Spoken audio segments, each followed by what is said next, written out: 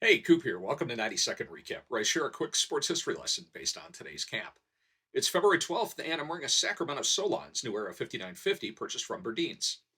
Tomorrow is a monumental day in the history of black baseball, the date on which Kansas City's Paseo YMCA hosted the formational meeting of the Negro National League, February 13th, 1920.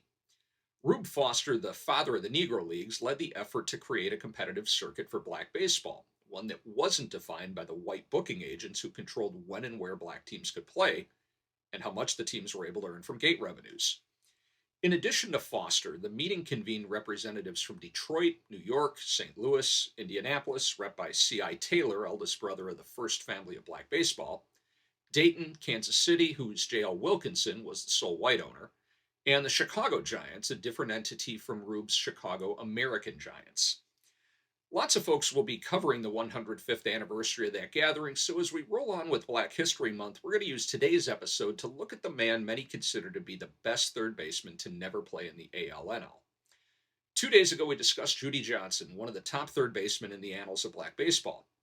Today, we remember a man who grew up idolizing Johnson and whom many consider to have been even better. Buck O'Neill would tell you that he was right on time, while Quincy Troop would tell you that he was born 20 years too soon. Today's subject definitely arrived early, a man for whom just 5 years difference makes for a whole big lot of woulda, coulda, shoulda. 1987 Cooperstown inductee Ray Dandridge was born in Richmond, Virginia on this date in 1913. Known as Squats for his compact bow legged frame, his low center of gravity, and lightning quick hands meant that he was one of the top vacuum cleaners at the hot corner for more than 2 decades. In 1933, Ray signed his first pro contract with the Detroit Stars, managed by Candy Jim Taylor, one of CI's younger brothers. He moved on to Newark the next year, where he'd remain on and off for the next decade and would be featured as part of the Million Dollar Infield, teaming with Willie Wells, Dick Say, and Mule Suttles. After a year in Venezuela, Ray was among the first to head to George Pascal's Mexican League, where he spent much of the 40s playing top tier baseball in a circuit that wasn't restricted by skin color, and whose players suffered Commissioner Happy Chandler's 5 year ban handed down in 1946.